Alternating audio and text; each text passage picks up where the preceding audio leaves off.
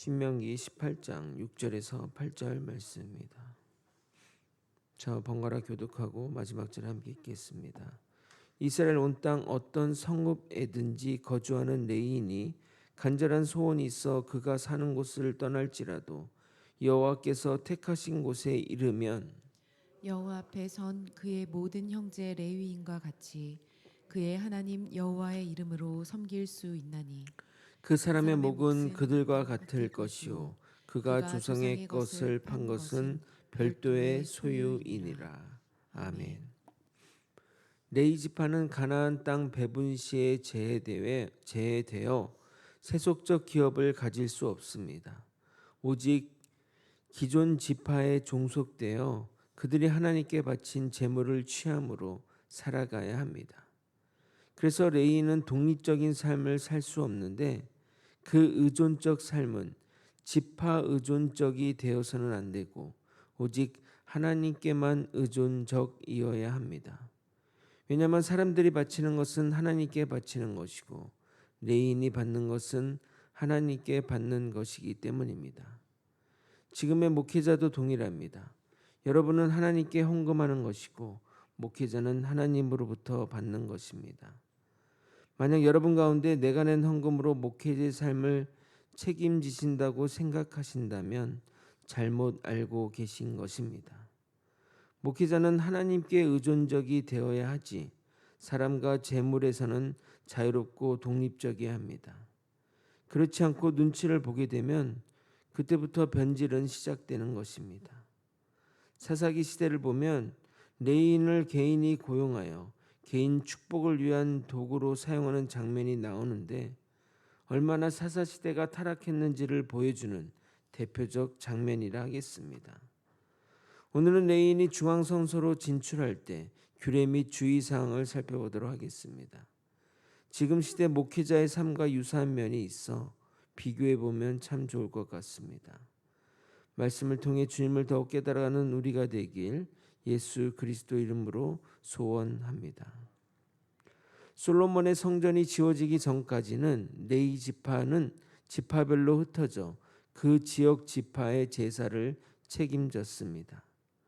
그러나 성전이 세워지게 되면서 중요한 제사는 중앙 성소로 집중되었고 점차 지역 제사는 사라지게 되었는데 지역 산당은 성전이 지어진 이후에도 계속 역할을 감당했기 때문에 계속 상당의 문제가 언급되고 있는 것입니다.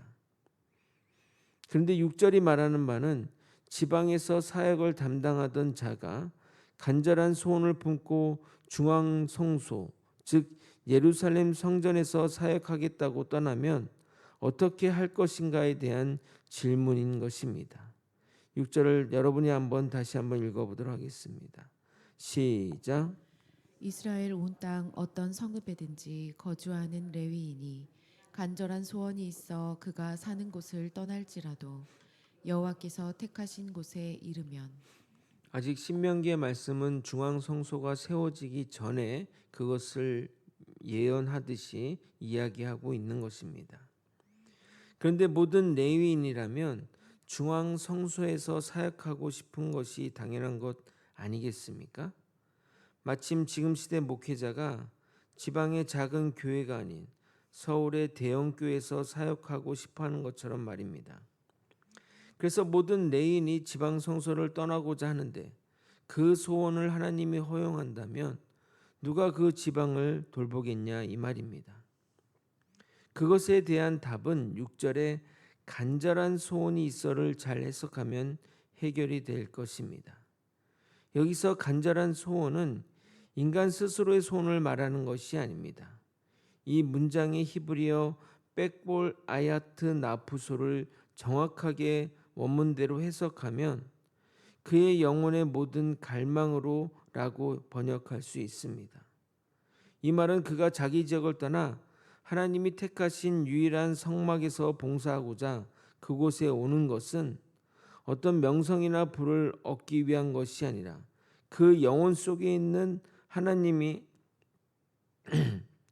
그 영혼 속에 있는 하나님께서 택하신 곳에서 그분을 섬기고자 하는 그 견딜 수 없는 갈망 때문이라는 것을 말하고 있는 것입니다. 즉 내가 그냥 그런 소원을 가지고 있어서 그래서 그 중앙성소로 나아가는 것이 아니라 하나님이 심어준 그 영혼 속에 있는 그 깊은 갈망 가운데 중앙성소로 나아가겠다고 한다면 하나님이 그것들을 허락하시는 겁니다. 그런데 그 레위인이 자기 욕심으로 중앙성소에 진출하려고 하는 것인지 아니면 하나님의 부르심에 응답하는 것인지 누가 알겠으며 누가 판단하겠습니까? 물론 하나님은 아시지만 우리 인간은 모르지 않겠냐 이 말입니다. 맞습니다. 그런 예외적인 상황에 대해서 성경은 말하고 있지 않습니다.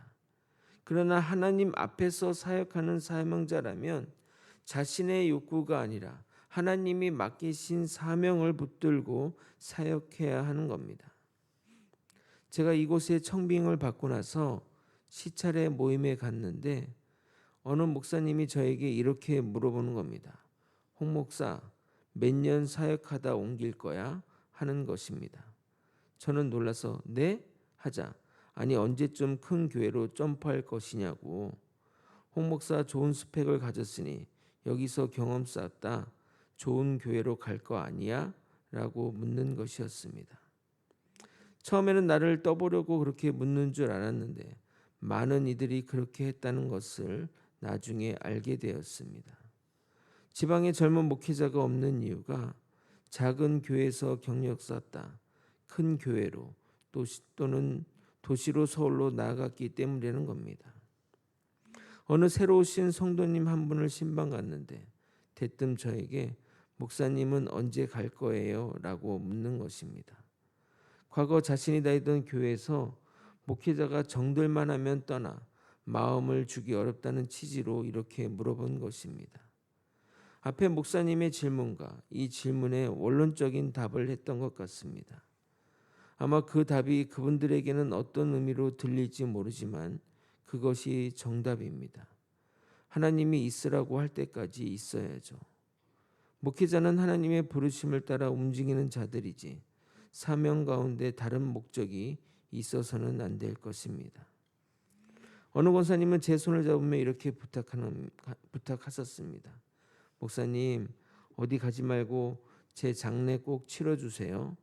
그 질문에 저는 네라고 답변했습니다. 혹여나 여러분이 제가 떠나는 것이 걱정된다면 그 권사님처럼 저에게 부탁하십시오. 그렇게 있다 보면 평생 이곳에 있게 되는 것 아니겠습니까? 사명자는 사명을 따라 움직여야 하는 것입니다. 그래서 하나님의 부르심에 순종하는 마음으로 중앙성소에 나아가면 지금 중앙성소에 사역하는 형제들 같이 그의 자리가 중앙성소에 마련되어야 함을 말하고 있습니다. 7절을 읽어드리겠습니다. 여호와 앞에 선 그의 모든 형제 레인과 같이 그의 하나님 여호와의 이름으로 섬길 수 있나니. 하나님이 부르시면은 반드시 길이 있게 마련입니다. 무작정 부르고 나 몰라라 하실 분이 아닙니다.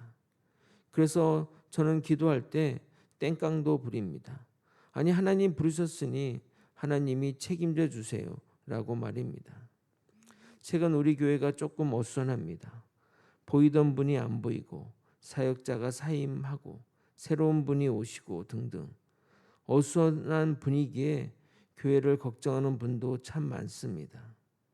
그래서 저는 하나님께 이렇게 기도합니다. 하나님 아시죠? 하나님이 해결해 주실 줄 믿습니다.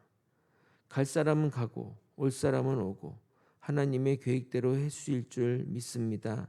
라고 말입니다. 우리 교회가 하나님이 택하신 교회라면 모든 일이 잘 해결될 것이고 저나 우리 성도가 하나님 뜻에 반한다면 하나님이 반드시 흩으실 것입니다. 그러니 말을 하기보단 하나님께 기도하며 주님의 뜻에 인도함 받았으면 좋겠습니다. 본문으로 돌아와 지방에서 왔다고 차별하면 됩니까? 안 됩니까? 그래서 하나님은 율법으로 이렇게 말씀하십니다. 8절 전반절입니다. 그 사람의 목은 그들과 같을 것이요. 저는 사람이 배운 것으로 또는 출신 배경으로 또는 사회적 지위로 차별받아서는 안 된다고 생각합니다. 특히 목회자는 더욱 그러하다 생각됩니다. 기존 교회에서는 받아들여지지 않겠지만 저는 담임 목사와 부목사의 임금 차별도 마뜩하지 않습니다. 우리 교회가 부목사를 처음 청빙했을 때 저와 같은 사례비를 주장했으나 정서상 받아들여지지 않아 저는 나름의 평균을 추구하게 되었습니다. 식사 및 회식 비용을 제가 담당함으로써 그렇게 한 것입니다. 물론 경력에 따른 차등과 또 자녀 수에 따른 차등은 존재해야 된다고 생각합니다. 10년 사역한 자와 이제 갓 사역한 자가 같을 수는 없기 때문입니다. 그래서 매년 사례비는 평균 물가 기준에 따라 인상이 되어야 한다고 생각합니다. 제 주장만 하고 살 수 없기에 타협하지만 제 생각이 이렇다는 것을 말씀드리는 겁니다. 마지막으로 레위인이라도 어느 정도의 사유재산을 인정한다는 놀라운 사실이 기록되어 있습니다. 8절 후반절입니다. 그가 조상의 것을 판 것은 별도의 소유이니라. 이 구절은 이중적인 의미가 있습니다. 첫 번째는 레위인이라도 재산을 소유할 수 있다는 겁니다. 물론 그의 조상도 레위인이라 기업을 받지 못해 별도 재산을 소유하기 힘든 상황이지만 주신 곡물이나 식량을 아껴서 돈을 모을 수 있기에 불가능하다거나 또는 그가 부패했기 때문에 이런 재산이 있다고 바라볼 일은 아니라는 겁니다. 사도행전을 보게 되면 레위인인 바나바가 자기 재산을 교회 앞에 내어놓은 것처럼 레위인이라도 사유재산이 있을 수 있습니다. 그런 레위인이 지방에서 중앙성소로 옮길 때 재산을 처분했을 것이고 그 재산을 가지고 왔을 때 그 재산을 바치라고 요구할 수는 없다는 것을 말하는 겁니다. 이 구절은 성경 퀴즈에 내면 참 좋을 것 같습니다. 레위인은 재산을 소유할 수 있나요? OX로 말해주세요 라고 한다면 대부분이 X라 말하지 않겠습니까? 그러나 정답은 O입니다. 두 번째로 이 구절의 의미는 중앙성소로 옮긴다고 물질을 요구해서는 안 된다는 겁니다. 예수님 시대에 성직 매매가 판을 쳤듯이 절대 자리를 두고 돈거래가 있어서는 안 됩니다. 그것은 종교 타락을 부추기게 됩니다. 말씀을 정리하겠습니다. 지방에서 사역하던 레위인이 중앙성소로 옮겨 사역하는 상황에 따른 규례입니다. 사명자는 주의 사명을 따라 움직여야 합니다. 하나님이 그를 중앙성소로 부른다면, 그래서 그에게 간절한 소원을 주신다면 반드시 주의 명령에 따라야 합니다. 그렇게 옮겨간 곳에서는 반드시 그에게 자리를 주어야 하며 어떤 차별도 있어서는 안 되며 중앙성소로 나아간다고 금품을 요구하거나 돈거래가 있어서는 안 됩니다. 어느 곳보다 깨끗하고 어느 곳보다 공의로워야 할 것입니다. 주의 인도함 받아 나아가는 저와 여러분이 되시길 예수 그리스도 이름으로 축원드립니다. 기도하시겠습니다. 하나님의 부르심을 받은 사명자는 하나님의 사명을 따라 움직이는 그 사명을 붙들고 나아가는 자가 될 수 있도록 인도하여 주시옵소서. 우리 모두 다 사명자입니다. 하나님의 부르심을 받아 이곳에 있었으니 하나님의 뜻을 따라 하나님이 말씀하시기 전까지는 이곳에서 사명 감당하며 살아갈 수 있도록 이끌어 주시옵소서.